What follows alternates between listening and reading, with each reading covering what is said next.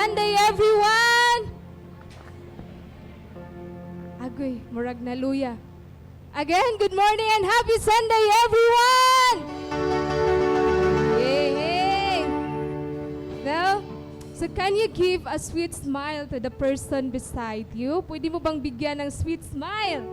Yung katabi mo at sabihin mo, Happy Sunday, kapatid! I'm glad that you are here today. Sweet smile naman dyan. No? And of course, also happy Sunday to all our online viewers. Comment down where you are watching below. Comment down below where you are watching. And of course, if you are a first timer, you can comment a fire emoji so someone will connect with you. And of course, our Sunday celebration will not be complete without our VIPs! Ayun, may nakita akong VIP. So pag may katabi kayo na may orange tag sa left or sa right side, paki-greet naman, no? So to our VIPs, we appreciate your presence here, no? We acknowledge your presence as well. And you are welcome in this place. And in behalf of BBC family, you are now you are part of our new family. And here in blessed to be a blessing church, where church is family. So we also have what we call weekly cell group, where you are invited to join. You can tap the person who invited you here so that he or she can guide you. We are looking forward to see you and have fellowship with you. So again, let's give a round of applause to our VIPs. All right. So we also have our prayer basket at the greeters table at the back. You can drop your prayer request there. And of course, we also we've got some exciting events coming up. So who's excited here? Ayun, dapat excited, no? So kaway-kaway naman sa ating mga working people here. If you're hallelujah. If you are a working mom, working dad, a working student, or a reviewee, you are invited and you are welcome to join our Yappies every first and Saturday of the month. And our the schedule for the next Yappies is to be announced, and we will post the date on our BBC Yappies Facebook page. And para updated ka sa next Yappies, that Facebook page, the BBC Yappies, pwede bang makita yung sa, media team, yung sa taas, yung page niya. So of course, pag hindi ka pa naka-follow, you can follow our BBC Yappies Facebook page. Ayon, search mo lang yan at i-follow mo para updated ka kung kailan yung next Yappies. And of course, at sa lahat ng babae dito, isang hello naman dyan! Klaro, Jude, nga daghan og babae dire. Alright, dahil nag-hello ka, let's go to the Women's Convention Cebu this coming May 17. The convention will start from 6:30 a.m. to 9 p.m. at IEC Convention Center, Mabolo. Alright. 9 a.m. to 6 p.m. No? So mag-start ng 9 a.m. to 6 p.m. And if ever may work ka niyan, tomorrow mag-file ka na ng leave. No? So this is open for all women. And of course, if babae yung boss mo or workmates mo, invite mo na yan. Alright. And of course, the last but not the least, of course, hindi pwedeng hindi i-announce to. Be ready and be excited because this coming May 25, 2025, our Blessed to be a Blessing Church will be celebrating its 11th year anniversary! Yeah! Alright, so the venue is still to be announced. Pero one thing is for sure, Sunday yan. So alam ko makaka-attend kayo niyan, no? So pwede bang sabihin mo sa katabi mo, attend ta na ha, or tara kuyog ta. Dapat nandan kayo, it's because kung the venue is still to be announced, no? So once available na, we'll be announcing it via Facebook page or here at the center. All right? So, ayun, dapat excited tanan.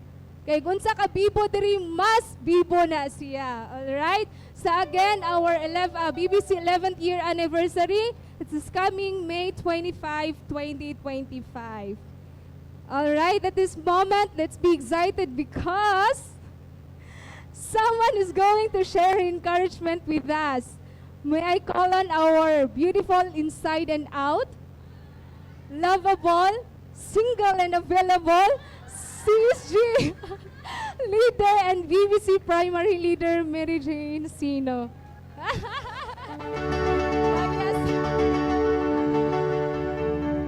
Grabe sa available ay grabe na dyan. Right, so good morning and happy Sunday again to all of us. So again, I'm MJ. So just in case you don't know me, so I'm one of the sabi ko sa iyo, wag mo include yun. One of the disciples under our dearest pastor, Pastor Christine Padilla. So I think this is my 4th time so sharing my testimony about giving. So, but I'm always thankful for this kind of opportunity to tell you how great our God is. And so just to know, I was assigned to handle the church finances, and honestly, it has really been a big challenge for me since then because the temptation is always there. Now, especially I'm in a season as well of need. No? So there were many times that I really wanted to tell to mommy, pwede dili na lang ako ang masay na ni please. No, but because I always have this feeling that I am afraid that I might fall into sin one day. No, but I always remind myself being entrusted with this opportunity is a privilege. It's one of the reasons as well why I stay in God's word and commit to prayer, because I don't want to fall into the very thing that I am afraid of, which is being tempted. Now, so, and this responsibility has actually made me more dependent on God, because I know I can't do this on my own. Because every time I have nothing, I always run to Him, and whenever I give my tithes and offerings, it's not just about the money or the amount I give. It's really about the faith I give to Him, believing that He is not only my Savior, but also my provider. No, and what I also realize is this: God blesses us not because we deserve it, but because that's just who He is. He is the Lord. He is the one who's most excited to give, but He gives with discipline. Because just recently, I just want to share short, my personal experience. No, so we just had an island hopping trip with my team at work. Everything was free except for the entrance fees, with totaled more than 800 pesos. So for me, malaki na yun for me that time, because I was so hesitant to join because I had just come back from the province and I had no money left. Of course, because of my family. No, but I had no choice because I was in charge of our work funds. No, so, di ba, pati sa work, ako din ang in charge sa fund. So, ang daming temptation. No, Lord, bigyan naman. No, so the day before the trip, I just randomly checked our company rewards site. So, meron kaming reward site. So, and I was, before that, the island hopping day, so I was so shocked to see that I didn't know that I had received reward points that is convertible to cash. Because last March, I was given an award as a core values advocate, and I also received more points for being with the company for 3 years. So, agad-agad withdraw na yan. Kasi I really don't have money no, to spend tomorrow. No, so, I also honor the Lord with what I have received that day as well. Sabi ko, Lord, I really want to honor you because I didn't pray for this, honestly. Lord, hindi ko hiningi sa'yo na, Lord, wala akong money tomorrow, 800 pesos. Maybe para sa iba, maliit na yun. But for me, that time, ang laki na ng 800. No, so, ano yun, I was so amazed by how God works because I really didn't pray for it. No, but He still gave it to me because He knows my needs. No, so fresh reminder that I have received from God's word is in Amos 4:13.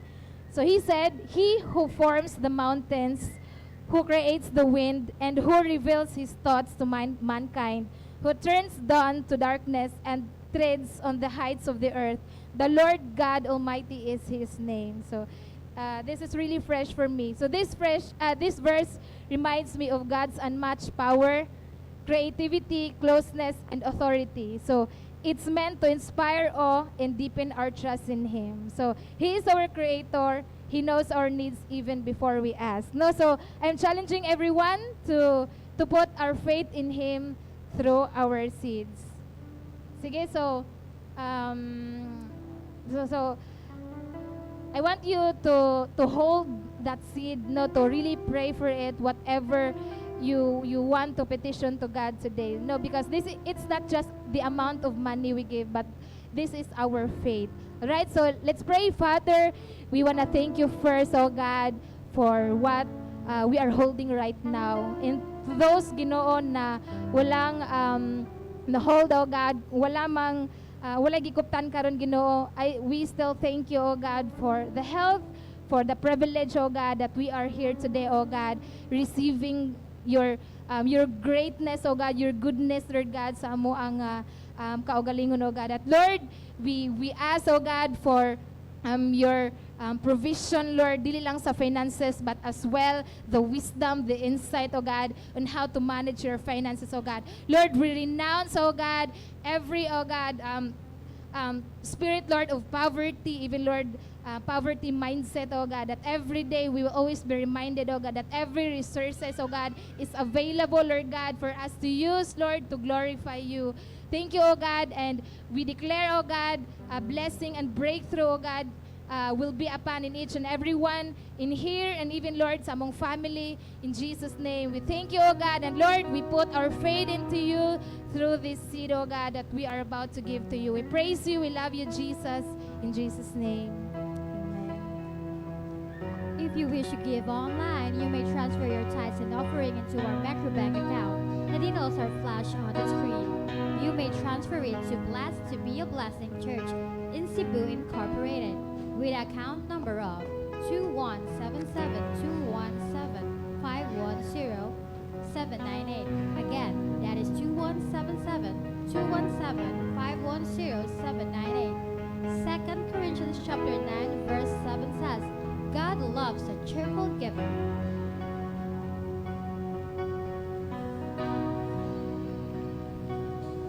Okay, good morning everyone.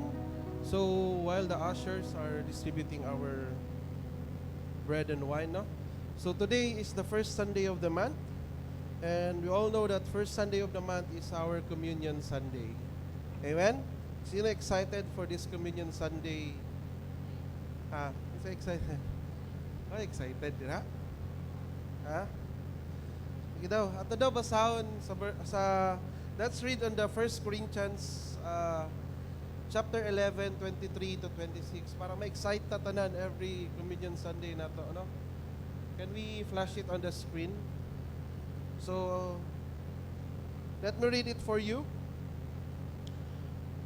On 1 Corinthians 11, 23 to 26 says here, For I pass on to you what I received from the Lord Himself. On the night when He was betrayed, the Lord Jesus took some bread and gave thanks to God for it. Then He broke it into pieces and said, This is my body, which is given for you. Do this in remembrance of me. In the same way, he took the cup of the wine after supper, saying, "This cup is the new covenant between God and his people, an agreement confirmed with my blood. Do this in remembrance of me as often as you drink it." The last verse, "For every time you eat this bread and drink this cup, you are announcing the Lord's death until he comes again." So I want to emphasize here the verse 26. Maybe this is a common verse that you are always hearing every Communion Sunday. But I want us to be reminded on the verse 26. It says there, "For as often as you eat this bread, drink the cup, you proclaim the Lord's death until he comes." Diba? So remember, in every time that we eat this bread and drink this cup, one thing na nangyayari is we are announcing or we are proclaiming the Lord's death until he comes again. So be excited, and every time you have this breaking of bread, wherever you are, in your cell group, at your home, not just today in the first Sunday of the month, but be excited always and every day as a Christian. Katulad ng sabi ni Peter, no? Ang sabi doon sa book of Acts, ang sabi doon, all the believers devoted themselves to the apostles' teaching, to the fellowship, to the sharing in meals, including the Lord's Supper. So ibig sabihin, it's part of the lifestyle of being a Christian, that you are devoting yourselves on the teachings of the apostle, teachings of the word, yeah, to the fellowship with the fellow believers, and to the sharing in meals, including the Lord's Supper. Means, lastly, and to the prayer. So means, being a Christian is not just about being here every Sunday, being around in your cell group every day, doing what God wants you to do in your life according to your purpose, in your prayer, in your devotion, but also having the part of your life, diba? Doing and reminding always yourself that in every meal that you are going to take, you are being reminded what Christ has did for your life. That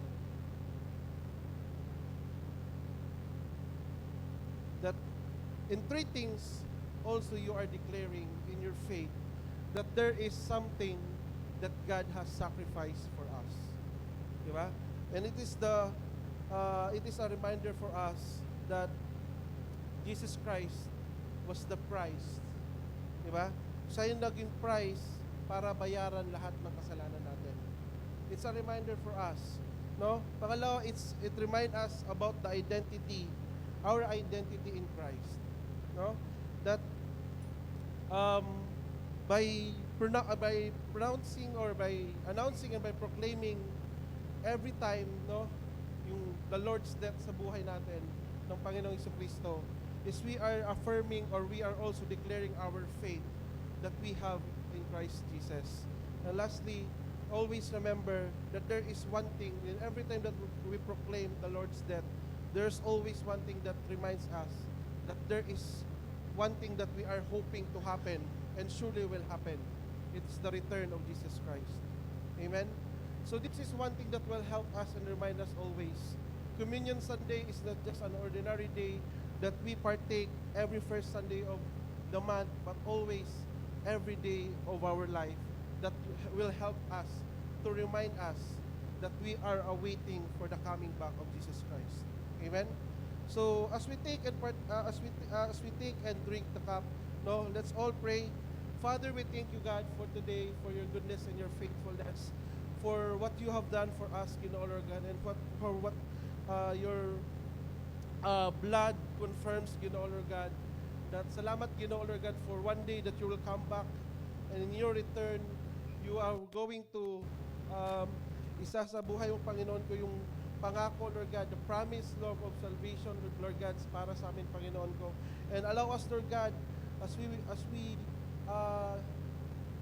wait for that time, Ginoong Lord God, give us this opportunity, Lord God, to sustain ourselves, reminding our life, Lord God, that we will continue to live in you, Ginoong Lord God. We will continue to be reminded what you have done, and we will not fall away from anything, Lord God, that will para mawala kami, Panginoon ko, Lord God, sa tamang landas ng buhay namin, Panginoon ko, Lord. Salamat, Lord. We declare we proclaim and we declare that you have died for us, Lord God, because you have did the great thing for us, Lord God, to save us, Lord God, and to put us back again into to your plans, Lord God. Salamat, God, and we praise you, we glorify you in Jesus' name. Amen. Let's take the bread and drink the bread.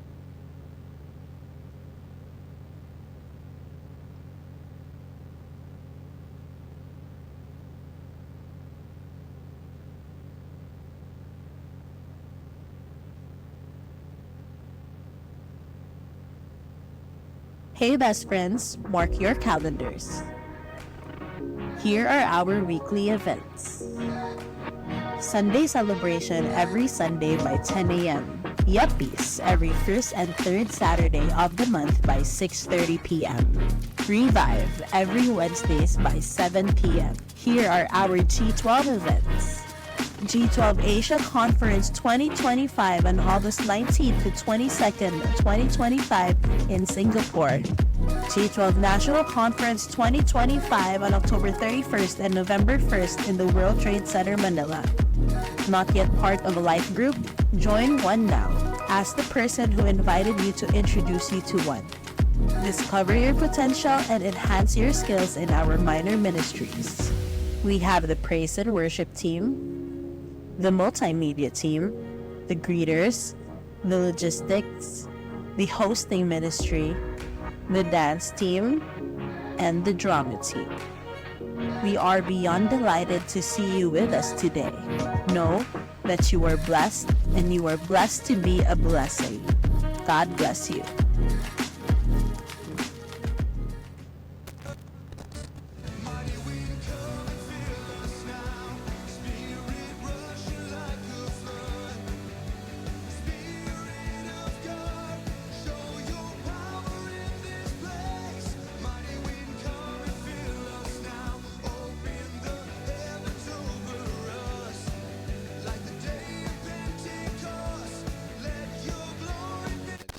Let's pray.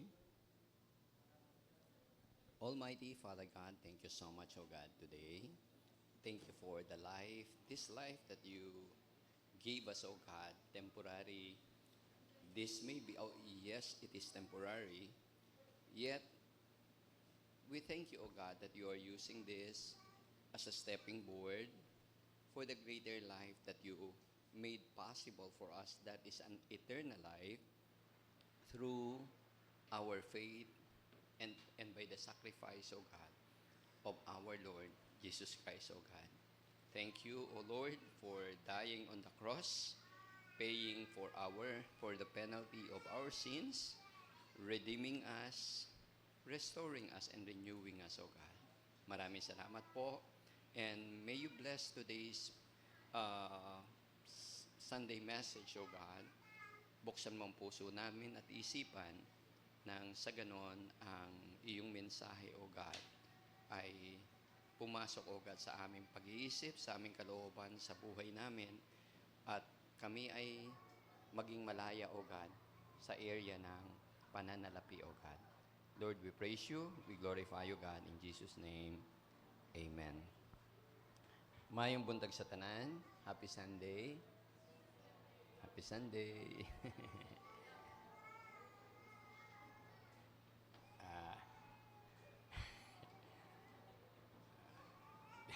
Bilisan ko daw.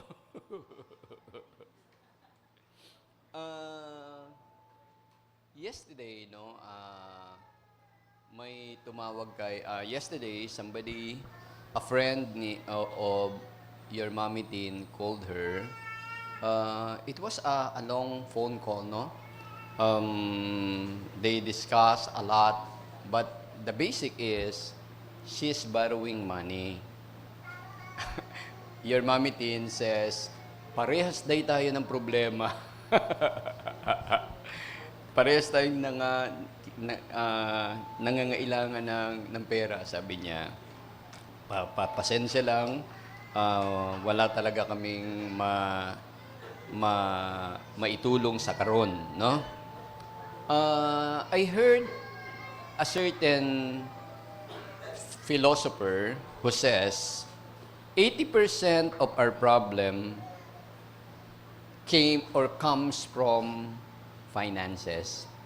Ang ibig sabihin, maraming problema yan, lalo na yung mga tatay nyo sa kananay nyo kung laging nag-aaway, ang problema niyan pera, no?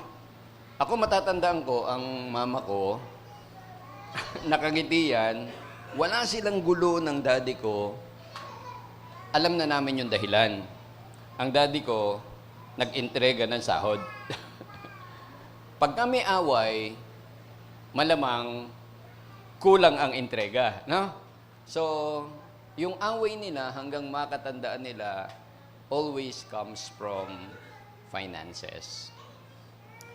A lot of married couples also, the problem came from or comes from finances. So it is really important for all of us to learn. I will try my very best from what I learned out of experience and of what we've been going through now, the good things that I did, the bad things that I committed, the bad decisions that I committed, I'll be sharing to you so that it will not be wasted and a lot of us will learn from it. The title of the message is Hindrances to Financial Breakthrough. Okay? This would be a series of messages, of Sunday messages. Hindi ko ito matatapos ng one Sunday. What is a financial breakthrough? A financial breakthrough is a freedom from lack. Lack specifically of money. Okay? I read from the book of Robert Kiyosaki, Poor Dad, Rich Dad, Poor Dad. He says, the lack of money is the root of all evil. Parang medyo kinurap niya yung nasa Bible. The Bible says, the love of money is the root of all evil. But if the philosopher who says, or who said that 80% of all problems here on earth is coming from money or finances, then to certain degree, Robert Kiyosaki may be also correct in saying, or has a point, not necessarily correct, in saying the lack of money is the root of all evil. Okay? But if he will modify it, could be the root of evil, that would now be very correct. Now, again, financial breakthrough is the freedom from lack. You have the freedom to spend without thinking, do I have a budget for that? Okay? Anything that you want, you can, anything that you need, you can buy. Not necessarily anything that you want, no? So, it is the release of God's provision. We have to understand that financial success involves not only financial or physical financial success. It involves spiritual, moral, and practical principles. Now, if you will look at the book of Proverbs, there are critics on the book of Proverbs, no? Because in the book of Proverbs, there is no mention really of Jesus Christ in the book of Proverbs, no? It is one book where the name of the Son of God was not mentioned, no? Or even the phrase Son of God is not mentioned. Yet, it was written partly by some of it written by David, some of it by Solomon. Most of it was recycled and rephrased, modified by Solomon. Now, let me read from 3 John 1-2. This would be our foundation scripture. In 3 John 1, verse 2, rather, it says, "Beloved, I pray that you may prosper in all things and be in health just as your soul prospers." Balanse talaga, no? You prosper in all things and be in health. Yung iba nagpro-prosper pero nagkakasakit. Then pag nagkasakit, yung perang kinita gagastusin sa pampagamot. So, 0-0 ang labas, negative pa, no? And there is a third statement here, just as your soul prospers. Dapat kasama na nagpro-prosper, nag-i-improve, nagpro-promote yung ating spiritual. So habang nag-a-attempt tayo to grow financially, dapat our health is also improving. Hindi dapat pabayaan. And our health and our spiritual must also be growing with us. Hindi pwedeng puro na lang pera, bahala na si Lord. Hindi pwede na. Okay? Puro overtime, nawawala sa eksena si Lord. Kasi eventually, ang dulo niyan, pag nagkasakit ang spiritual mo, eventually, babawiin lahat yan, babalik tayo sa paghihirap, baka mas malala pa. Okay? So, dapat, sabay-sabay na grow yung finances, yung health, and yung spiritual. Now, the number one hindrance to financial breakthrough is laziness and the lack of diligence. Marami sa atin is nangangarap lang, pero nangangarap lang ng gising, no? Okay? Kasabihan namin sa Tagalog yan, nangangarap ng gising. Diba?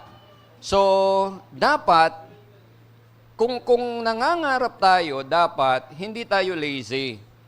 Ang sabi sa Proverbs 10:4, lazy hands make for poverty. Pag tamad ka, sure maghihirap ka. But diligent hands bring wealth. So this is a physical law. Ito yung sinasabi narinig ko nung sinabi to ni Pastor Nonon, kahit hindi mo ipagdasal. Kasi batas na yan ni Lord. Kahit hindi mo pagdasal kasi batas na yan. Pag ginawa niyang batas, then automatic yan. Merong condition, merong result. If your hand is diligent, there is reward for it. And diligence brings wealth. Magsabi ka ng mayaman na tao na hindi masipag. Kana natin minsan yung mga employer natin patulog-tulog, no? I read the autobiography of Lucio Tan. Lucio Tan starts working at 4 o'clock in the morning. 4 o'clock in the morning, sino dito yung nagsisimulang magtrabaho ng 4 o'clock? He is in the office at 10 o'clock. Kasi pinapalampas niya yung traffic, pero 4 o'clock in the morning, he is already working. Then he leaves the office at 9 o'clock in the evening. Nakalabas na lahat ng empleyado, liban ng sa gwardiya, si Lucio Tan, saka pa lang lalabas. Pero hindi yung naghihintay ng oras para magpalipas ng traffic. He was there in the office working. So, nabasa ko rin yung autobiography ni John Gokongwei. Sino itong sa RCBC? Yuchenko. And I read the shortened biography of Manny Villar. All of these people are diligent people. Masisipag, grabe kasisipag na tao. So the Bible cannot be wrong. Diligent hands bring wealth. Except from Manny Villar, si Manny Villar lang dyan yung nakakakilala kay Lord at tumanggap kay Lord Jesus Christ. Pero the rest, Yuchenko, John Gokongwei, Lucio Tan, Henry C., hindi pa yan mga nakakatanggap kay Lord. I just do not know na, Henry C. before he died. Wala pa yan tumanggap kay Kristo, pero they applied the law of diligence. Lahat tayo gustong yumaman, pero hindi tayo lahat diligent sa trabaho natin. When we work as if we are serving or working for the Lord. Our true employer is the Lord. Hindi yung employer natin. Ang totoong sahod natin, hindi yung tinatanggap natin ng kinsenas katapusan. Ang totoong sahod natin, makukuha natin pagharap natin sa Panginoon when He says, "Good and faithful servant." We worship the Lord, we praise the Lord by being diligent in our work and in our side work. Be diligent. Avoid and throw away yung mga time wasters. 2 days ago, 2 or 3 days ago, pasahero ko si Inday, sinundo ko siya sa practice dito. Sabi ko sa kanya, "Nak, how old are you?" Sabi niya, "I'm 23 ba yun, Nak?"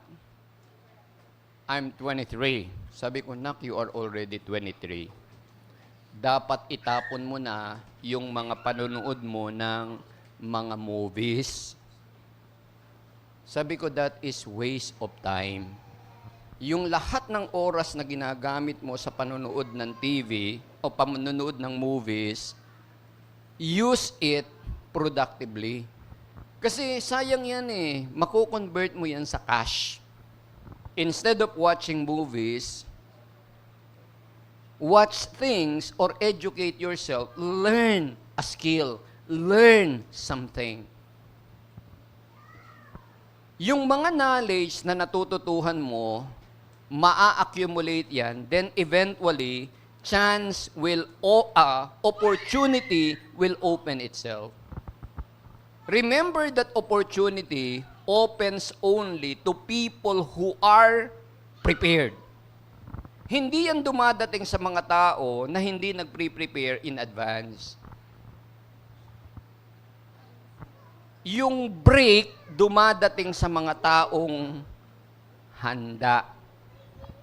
Biglang nag-resign yung superior mo, yung head mo na kinakainisan mo.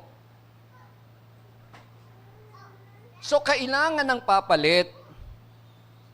Isa ka sa mga, dahil inis ka sa boss mo, kala mo siya yung boss mo, ang totoo mong boss si Lord, ang ginagawa mo, hindi mo pinagbubuti ang trabaho mo sakto-sakto lang. Sino ngayon ang mapro-promote? Hindi ikaw. Wealth promotion comes only to the person who is diligent and who is preparing for it. Prepare for promotion. Be diligent. Regardless of how much you are receiving right now, regardless on where or the company you are working with. Dahil ang totoong promotion laging nanggagaling kay Lord. Okay? At laging dumadating sa mga taong handa lang. Prepare yourself. Avoid time wasters. I would like you to invite you, no, ngayong pagkatapos ng service na to or this evening, write down 3 areas where you want to be more diligent this week. Siguro, starting this week, pagkagising mo, titiklopin mo ng maayos yung higaan mo. Okay? Siguro, every evening pagdating mo sa bahay, aayusin mo yung kwarto mo. Diba? Siguro, pagkakain mo, huhugasan mo yung sarili mong kinainan. Parang ganon. Be a blessing sa bahay dahil wala ka pa naman trabaho, kung wala kang trabaho, o kahit may trabaho ka. Siguro nakasanayan mo pag kumain ka sa Jollibee, McDonald's, or any fast food, iniiwan mo lang, katulad ng lahat, iniiwan mo lang yung mesa na madumi. Starting today, for this entire week, tiklopin mo yung sarili mong kinanan. Na yung pag mamimili ng mesa yung mga taong naghahanap ng uupuan, pipiliin yung sayo dahil malinis na. Okay? Kasi yung small practices of diligence will flow dun sa trabaho, then eventually, magiging part ng life mo. Hindi mo na lifestyle, kundi magiging ikaw na yung diligence. Okay? Now, number 2 hindrance sa poor steward, sa financial breakthrough is poor stewardship. We fail to manage what we have. In Luke 16:11, it says, if you have not been trustworthy in handling worldly wealth, who will trust you with true riches? Or there's another parallel of this. If you cannot be trusted with small things, how can you be trusted with big things? So, little by little, nawiwin ang trust. Problema sa iyo, wala kang tiwala sa akin. Hindi ganun yan. Ang gusto mo, pagtiwalaan ka agad sa malaki, lalong-lalo na kung meron kang sablay, talagang hindi ka agad pagtitiwalaan. Trust is won little by little by little. So in finances, a lot of us, the cause of our financial trouble or financial meltdown is mismanagement of finances. Mismanagement blocks further blessing. We need to practice and learn how to budget wisely. Avoid waste and be accountable. Be accountable to someone kung mag-asawa kayo. It's not offensive to be asked by your wife. Or if you're the wife, it's not offensive, it's never offensive to be asked by your husband. Ang finances, if you want to have a financial breakthrough, be accountable. Okay? Kailangan willing ka to report and to be accounted for the money. Okay? Kasi otherwise, pagka masyado kang, pagka walang accountability, hindi ma-check and balance yung mismanagement mo. For example, yung kausap ni Mami Tinyo, no? Kung ako congressman ngayon, meron akong isang ipapasang batas. Ipagbawal, gawing illegal lahat ng mga loan app. Kung congressman ako ngayon, ang batas na ipapasa ko, hindi ako magko-congressman. Okay? Wala akong balak, no? At my age. Wala akong balak. Ipagbabawal ko yung loan app. Kasi ilang tao na ang nagipit, hindi basta nagipit, nabaon sa utang because of loan app. Sabihin mo dyan sa katabi mo, never sa loan app. Ang ganda lang tignan ng loan app, no? Yung mga one hand, tala, ano pa ba yan? Basta mabilis ka, fast ka, so whatever. Basta loan up, ang gandang tignan. Pero that is a sure way of mismanaging your finances. Minsan, ang biktima pa, CPA. May CPA na biktima pa ng loan up. Grabe, no? Parang engineer, gumuho yung yung bahay niya, wala namang lindol. 'Di ba? O doktor naging addict. Hindi. May ganyan sa Pilipinas noon. Pampahaba sa... Huwag kayo maniwala kay Marbil, ha? Okay? Nakuha niyo ko? Never, never try loan up. There was a time gusto kong subukan yung loan up. Try lang ako ng 500 ba? Ano ba talaga yung effect? Kasi ang ganda niya on paper, pero lahat ng narinig kong sumubok nabaon sa utang. In fact, meron kaming pastor na tinulungan, nangungutang sa amin, tinanong namin, magkano ba yung total na utang mo? Kasi kung tutulungan ka namin sa 10,000, baka bukas, yung 10,000 na binayad namin, bukas may interest ka na naman na 10,000. Sabi niya, ganun na nga po. Sabi ko, pastora, magkano ba lahat ng, maganda pa yung income namin, ano? Okay? Magkano ba lahat ng utang mo?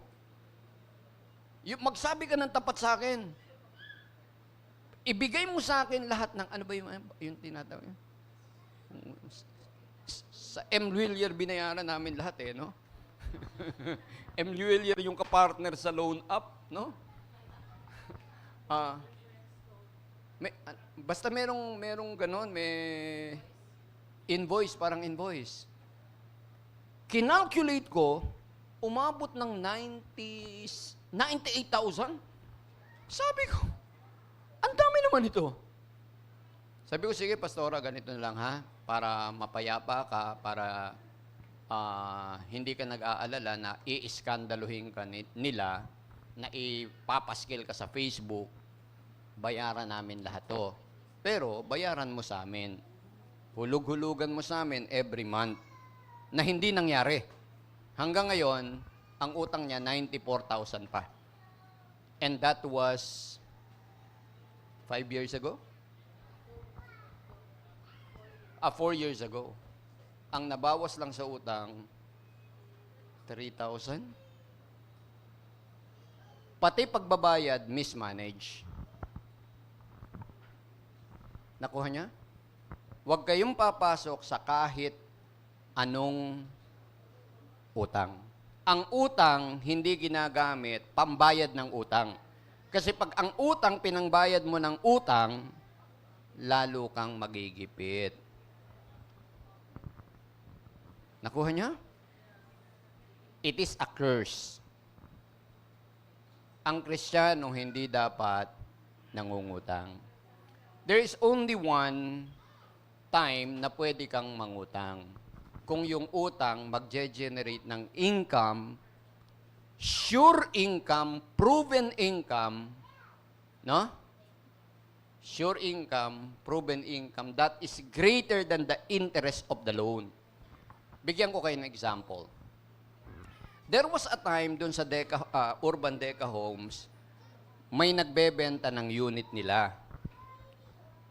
Ang babayaran lang tutubusin sa ng 50,000 sa Pag-ibig. I'm referring to the unit bought by Martin. Martin Dayang. 50,000. And the loan amount is only the original price of 1.15 million. And the current price is 1.94 million. Meaning, if Martin will acquire it, he will assume the loan from Pag-ibig. In essence, mangungutang siya sa Pag-ibig. There is an amortization monthly of 8,000. 8,000 monthly. 8,000 something. So he will have to borrow. He will have to assume the loan. But by assuming the loan, look at the difference. 1.94 minus 1.15 million. Just by assuming it, you already gained by the amount of the property. Selling it at 1.5 million can easily be done.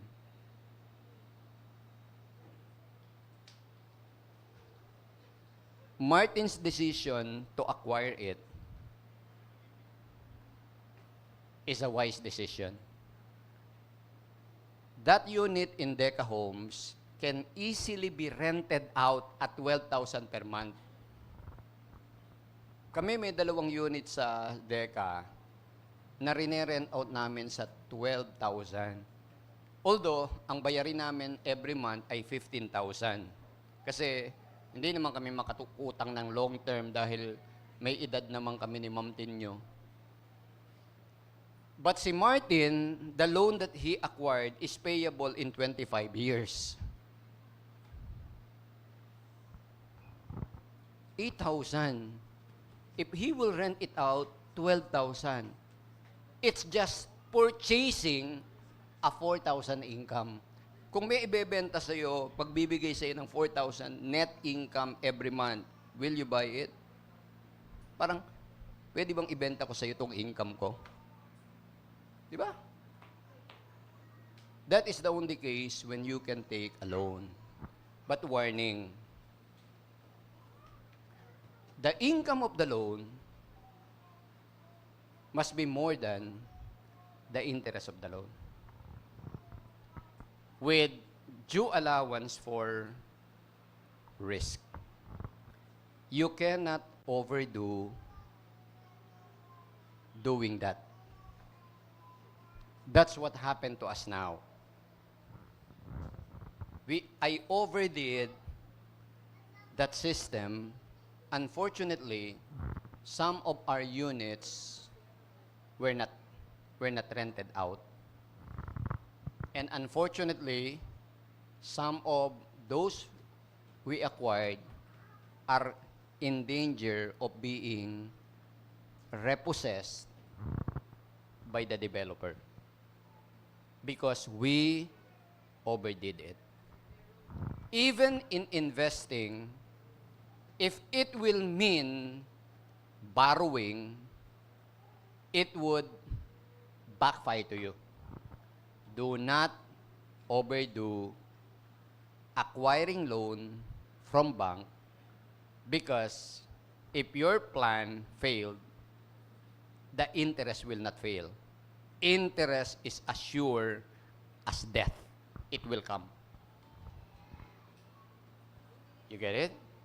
Okay. Avoid mismanagement. Before you enter into loan, be sure to seek advice. Advice from people who already experience it. Siguro kami ni Ma'am Tinyo, we have sufficient experience sa ganyang mga bagay. Because we learn a lot of mistakes sa trial and error. Okay?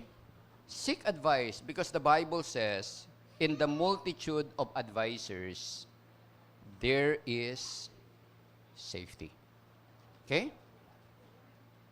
Number 3 reason, greed and the love of money.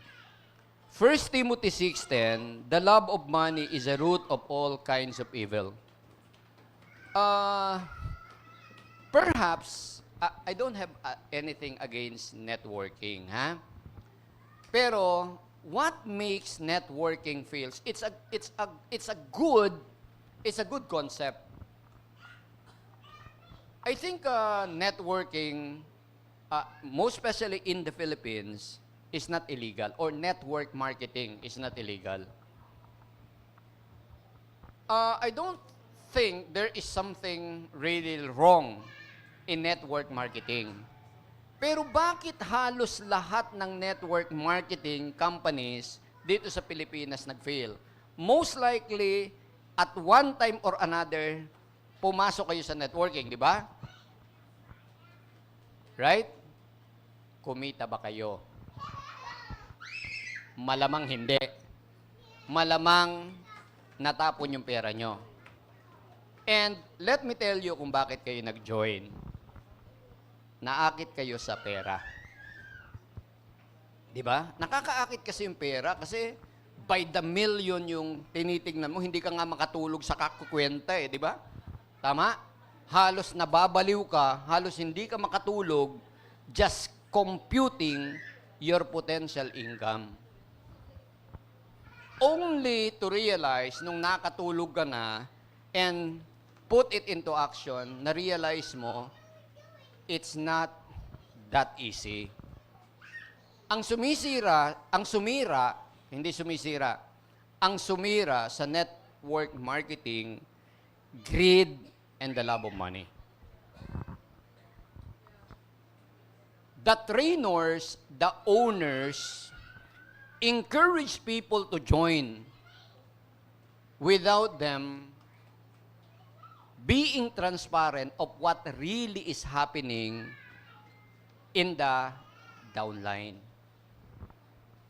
Dapat ini-expose nila ano yung nangyayari sa downline. Ang pinapakita nila, mga fake data, mga hype. Ulitin ko, there's nothing wrong, this is my perception, with the theory of network marketing. The problem really is, it is motivated by greed and the love of money. I and your Ma'am Tin joined a very honest network marketing company. Unfortunately, walang gustong mag-join. We contact yung mga kilalang mga networker, walang gustong mag-join. Bakit? Kasi ang kita barya-barya, 5 G centavos. Piso-piso lang. Walang gustong mag-join. Ang gusto yung mga milyon-milyon, yung mga pairings. Bawat pair, 1,000. Pagbangga, 1,000. Ganun ba? Maraming naaakit doon. Motivated by greed, not by helping the downline. Supposed to be, it will really work if the motivation is really to help the downline. But the problem is, it is motivated by helping and enriching yourself. That made it fail. Bakit tayo na-scam? Sino sa inyo, wag nang tumaas ng kamay. Tanong ko lang to. Sino sa inyo ang na-scam na? 10,000, 20,000, 30,000, 40,000. I heard of somebody, parang 4 days ago, nagsabi siya sa akin na na-scam siya. 100,000 sa investment. Bakit siya na-scam? Kasi ang laki ng kita. 7% per month. Compounded monthly. Isipin mo, invest ka sa akin ng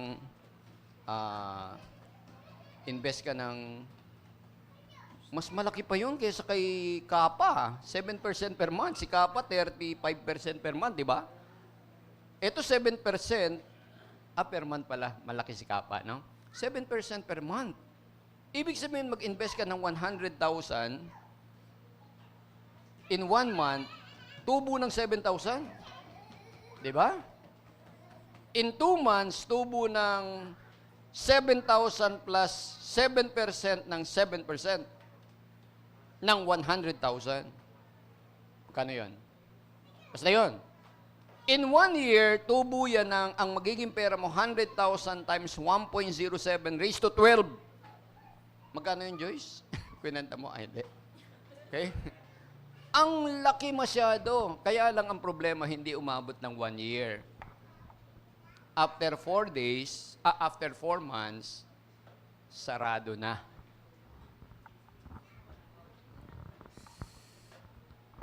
Bakit na-scam? Bakit ka pumasok doon? Greed. Scammers appeal to human greed. Lahat tayo, merong ganyan sa puso natin. Greed. Na kailangan nating overcome. Alam niyo ang thumbs rule? Pag lumagpas na sa 1% per month, malamang scam. Ulitin ko ha. Pag lumagpas na sa 1% per month, malamang scam. Kasi pag bumili ka ng property, mahirap mo yang iparent ng ang rental 0.5% per month. Diba? Mahirap mo maparent. So, saan ka hahanap ng investment na 1% per month? Meron naman. Okay? Pero may risk pa rin. Walang guaranteed na 1%. Look at Pag-ibig. Yung MP2. Sinong may investment dito sa MP2? May see the hand? MP2. MP2 is closing. Wala na. Wala na yung MP2. MP2 was boasting of a guaranteed 7 to 7.5% per annum. And it's good interest. It's a good interest. Yet, few months ago, they announced that they are stopping MP2. MP2 is a sort of name of investment in Pag-ibig Fund. They're closing. Hindi yung Pag-ibig ang mag-close, yung MP2. Okay? It's a high-yield investment. Tapos may mag-o-offer sa'yo na 1% per month. And it's compounded monthly. So pag lumagpas sa 1% per month or kahit 1% per month, it's red flag. Iwasan natin ang greed and love for money. Prioritize God rather than wealth. Pursue your purpose, not just profit. Ngayong linggo na to, no, this week, meron akong invitation sa inyo.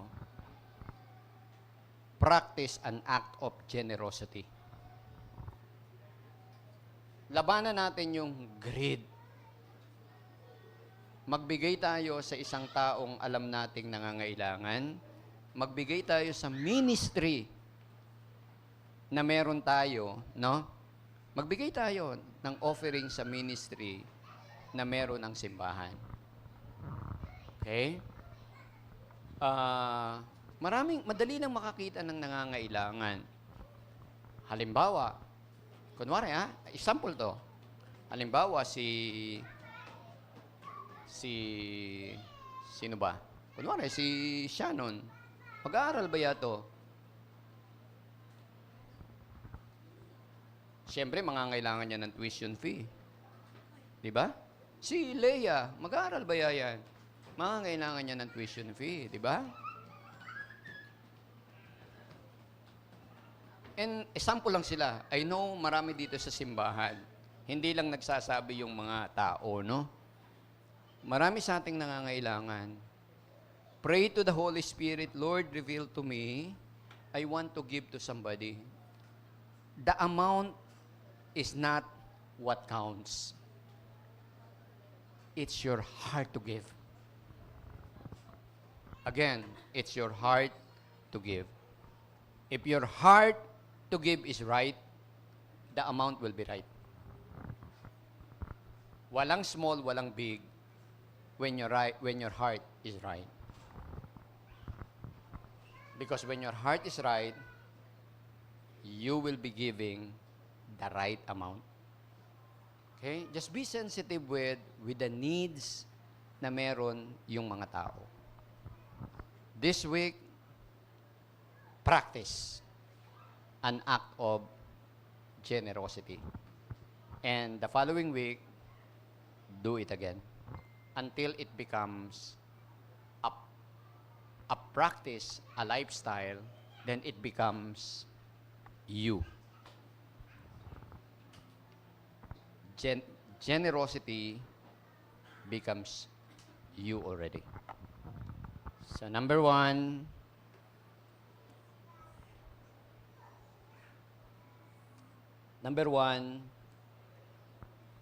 be diligent. Alisin ang laziness. Number 2, poor stewardship or management of the money you have. Don't loan to pay a loan or don't loan at all. Okay? Number 3, avoid greed and the love of money. Love God who provides us with money. Let's pray. Tayo po tayong lahat.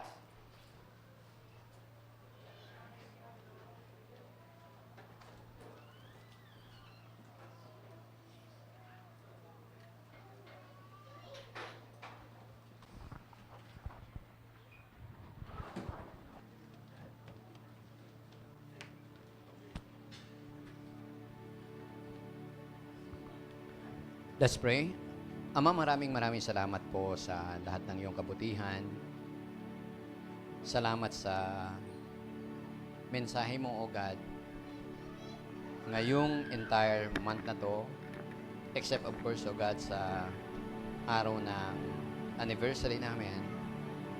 But I will be continuing this series on money ngayong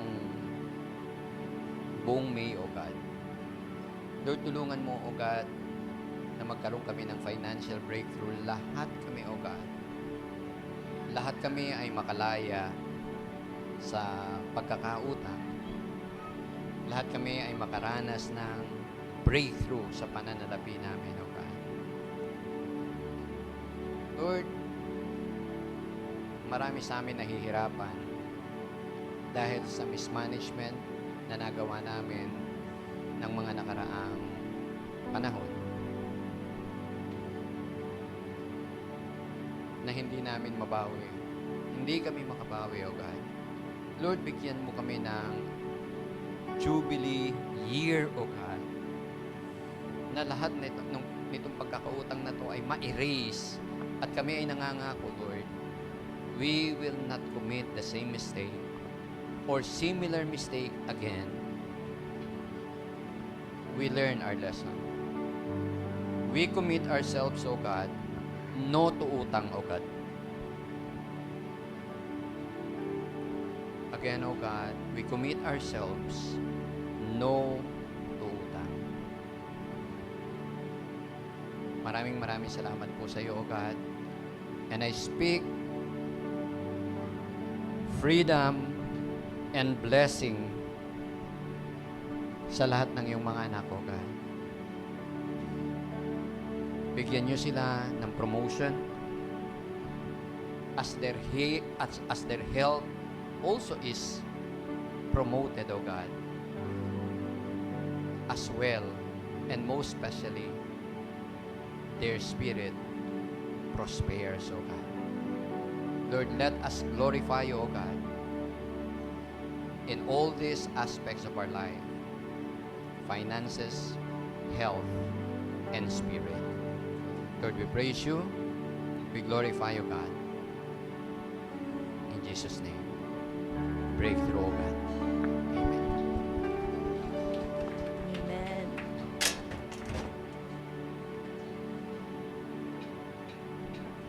Amen. Walay kakumpara, walay kakumpara. Sa imong bunga, akong bayawon ka. Walay kakumpara, walay kakumpara.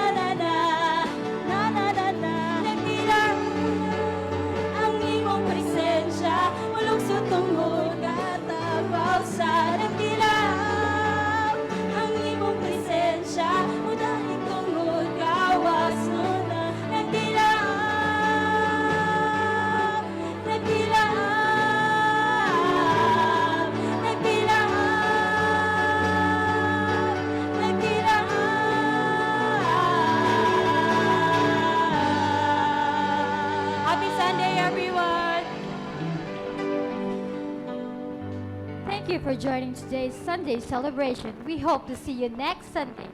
Announce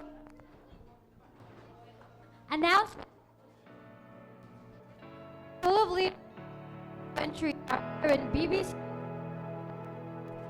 If you have any prayer requests, you may drop it in our prayer